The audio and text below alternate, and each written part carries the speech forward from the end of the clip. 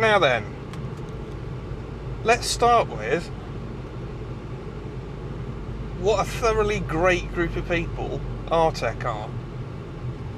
Proper enthusiasts, really decent to talk to, couldn't be more helpful. If you want to go and experience an enthusiast tuner that's at the top of the game, go there. Genuinely brilliant, really cool people. The car is done, and I'm going to say it's come out unscathed. So we had a positive inlet cleaning session. I will pop some pictures on. Unsurprisingly, pretty mucky considering the mileage.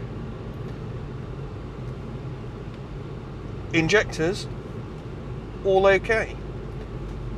No faults found, no parts needed to be replaced, apart from, I didn't say in my other video that I'd fitted a different diverter valve. I'd fitted one of the Go Faster Bits ones, believing the hype that they were great. Don't bother. I won't use the exact word that they used, rhymes with hit. Total waste of time.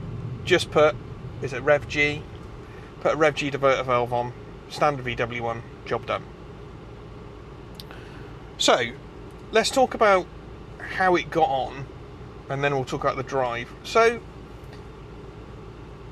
the first thing to say is the map that I had on there, which was a Super Chips Bluefin one, it sounds like was just all the boost, no timing, no fuel. So, the issues I'd been having that I thought were the DSG gearbox backing off the power, actually was nothing of the sort, and was boost cut. The engine trying to defend itself because it was just pinned at full boost. N75 kicking in constantly to try and calm things down and bleed off the boost. Awful. I will drop him a mail. Nothing's going to come from that. So, I went into this, I can't remember the exact figures I said on the video, hoping for sort of 270-ish BHP and 330-ish foot-pounds. Smashed it. The team got me to 285 brake horsepower, 349 foot-pounds, and it is a beautiful smooth graph. I will share that as well. And the difference is really interesting. So, the previous map, because it was just loads of boost, obviously at the lowdown, felt like, let's go, it felt powerful and impressive. Let's give it a go now. Well, this is ridiculous. It's just brilliant. It's smooth, it's never ending, it just creeps out gently. You don't get an unusable surge at the front that just lights the wheels up.